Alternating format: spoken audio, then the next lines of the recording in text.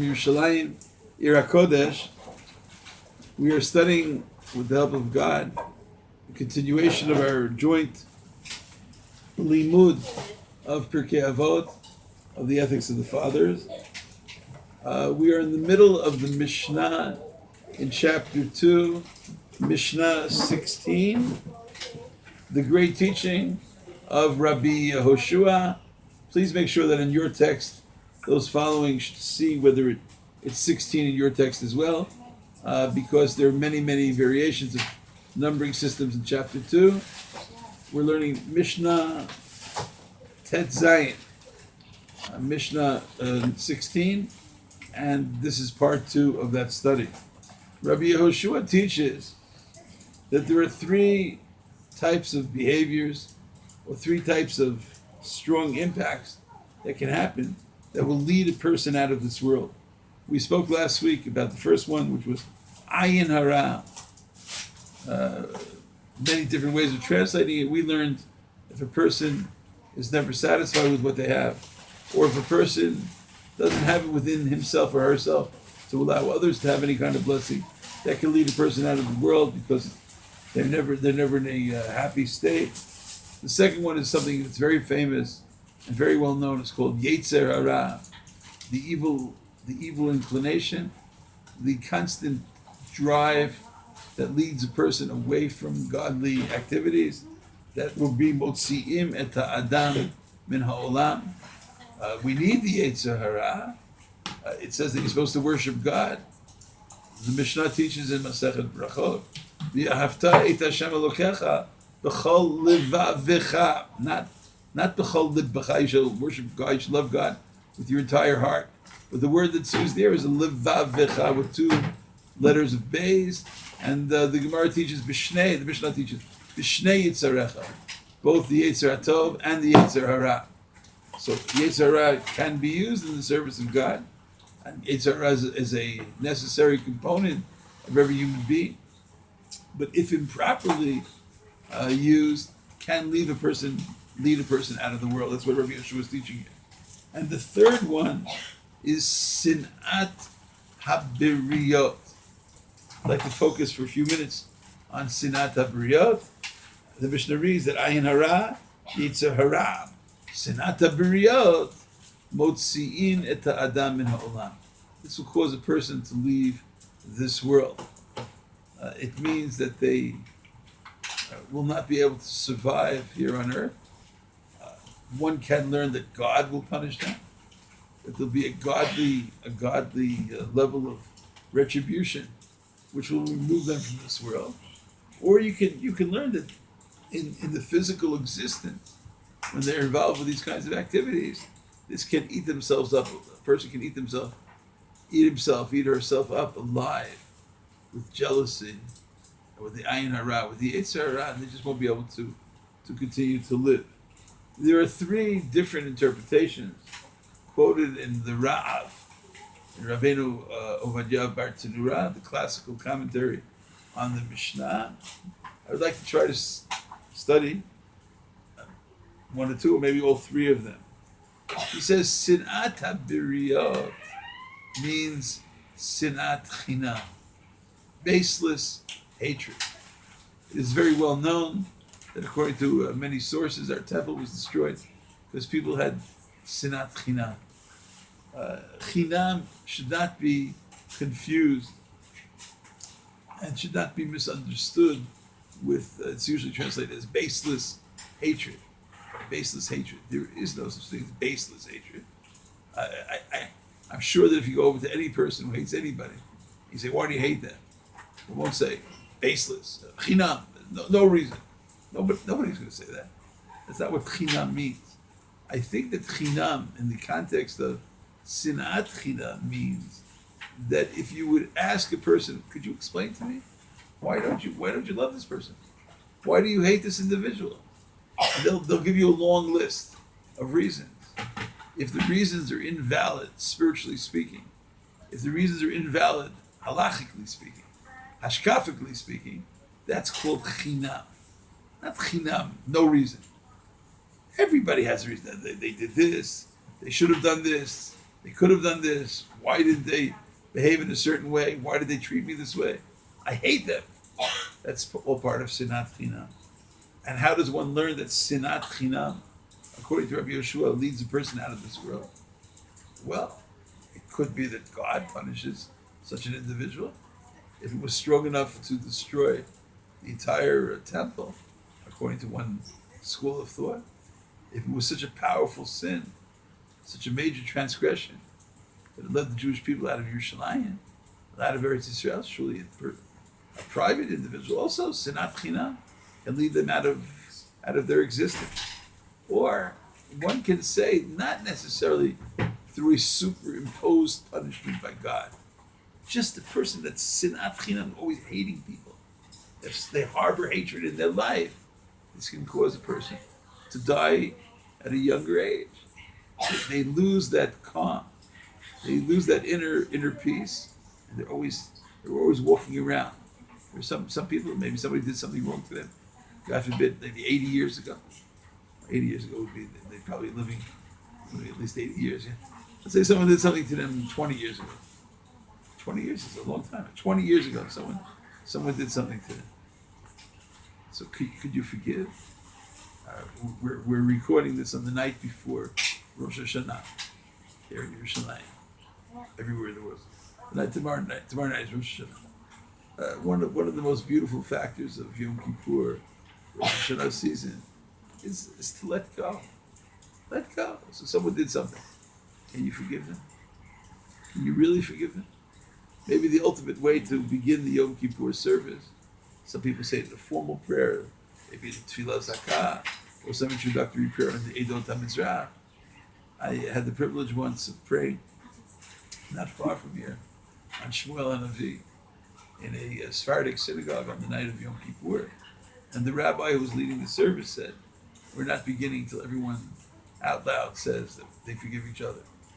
There were several hundred people there. They all screamed together, Machalno! Machalno!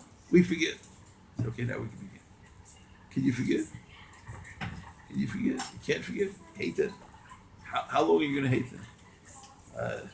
I think somebody once said to harbor hatred in your brain or your heart is allowing someone to park in your garage without paying any fee for the long-term parking.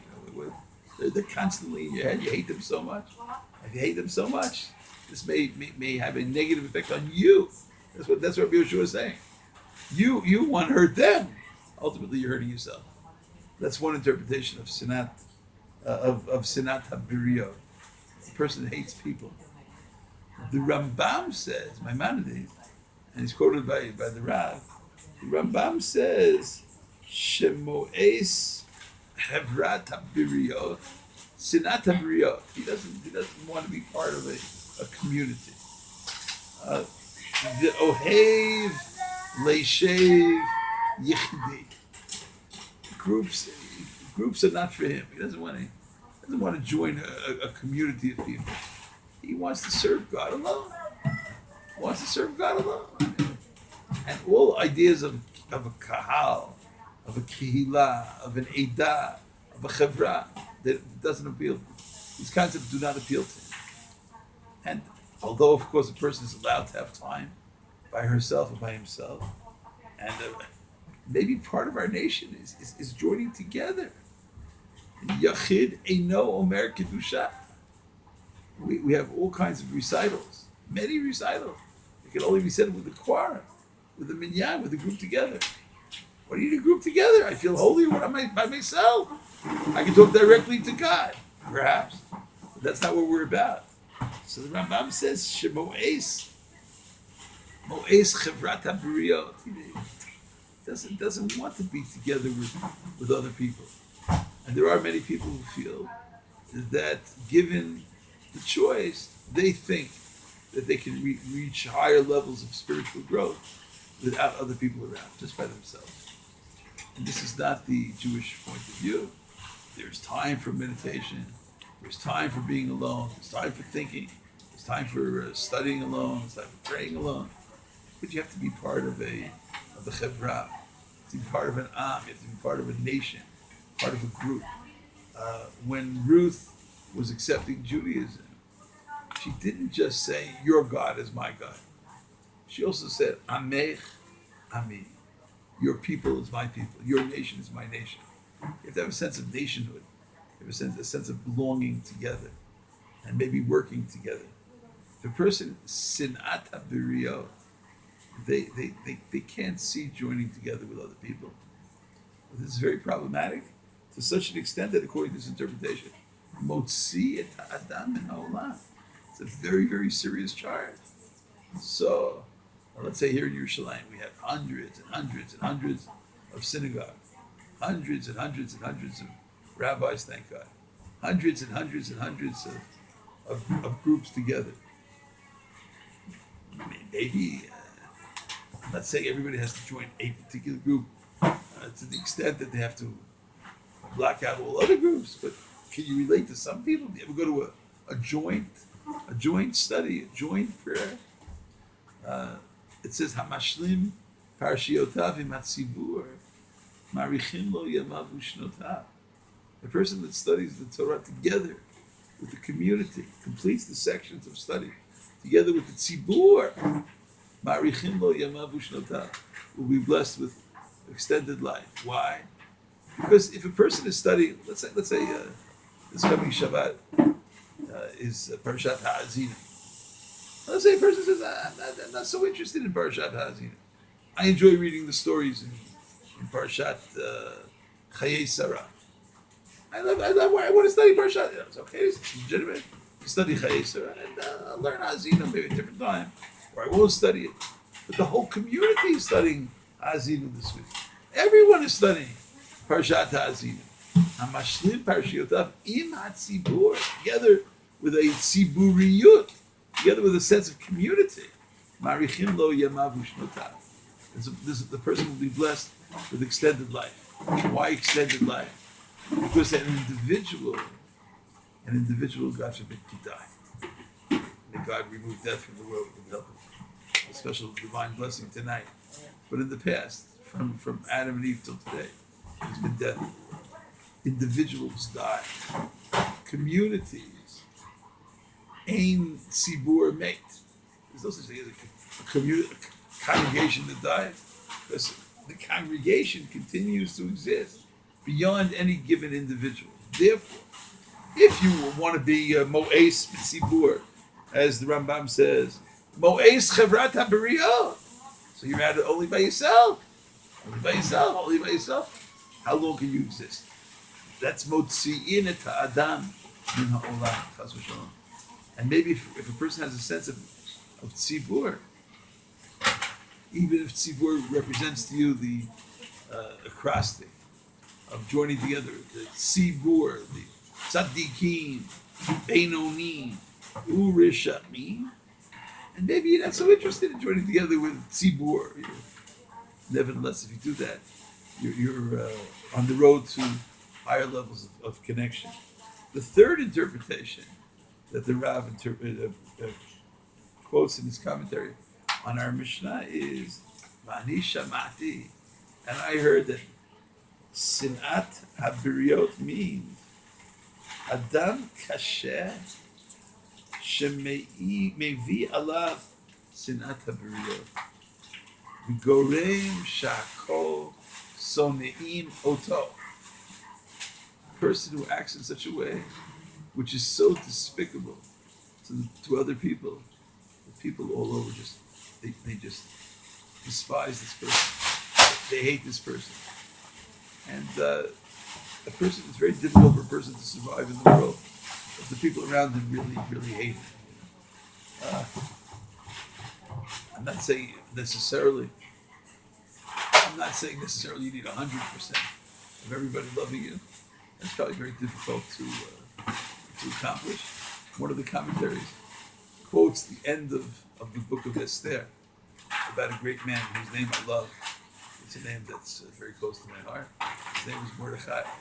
So it says about Mordechai in the last sentence of the book of Esther that he was Ratzui Lirov Echad. Most people liked him. Most people found him, doing the right thing. The Gemara already says, Rove below call. Not everybody. Mordechai had critics. And Mordechai Yehudi was the leader of the Jewish people. And there were certain even members of the Sanhedrin, it says, who didn't agree with him. So, according to certain interpretation, I believe we'll study the Mishnah together, Tosfot Yom Tov and others, when it says that Kol Sheruach Habriyot Nocha Himenu, Ruach Hamakom Nocha Himenu. If people love you, then God loves you. He says, doesn't mean 100% of the people. He says, and he quotes the teaching about Mordechai. So, according to the Rav, according to this interpretation, Adam Kasher is a tough individual. And we bless everyone. I mean, tonight, the night before Rosh Hashanah, I guess each person has to learn how to tolerate others and maybe to get along with others. Lolam tehei dato shel adam ma'orevet im habriyot. The same word, briyot. Ma'orevet im habriyot. Can you get along with people? And if people view you, adam kasher, shemevi alav wishnאת הבריות, that the people despise, look down upon such an individual. Goreim shakol son'im otah. Such a person can be led out of this world. We are hoping that the entire Jewish people, together with all the righteous Gentiles, and with all of those people who would like to become righteous, we hope that the whole world should be blessed. We hope that all of them will have the blessing, the opposite of that which Rabbi Yoshua is teaching. If Rabbi Yoshua is teaching how, God forbid, a person is led out of the world, a person is careful in each of these areas of ayin hara, yitzhar hara, wishnאת habriyot, this will bring the person added years, added levels of blessing. We wish everyone shana tova u'metuka, arichut yamin v'shanim. The study about how a person is led out of the world should replace the need for anybody to be led out of the world. U'nishalma parim sfateinu, just speaking about it. That's it. That's as if people were led out of the world. And now everyone should have a beautiful, happy, healthy, sweet year. Thank you for listening. Shana tova.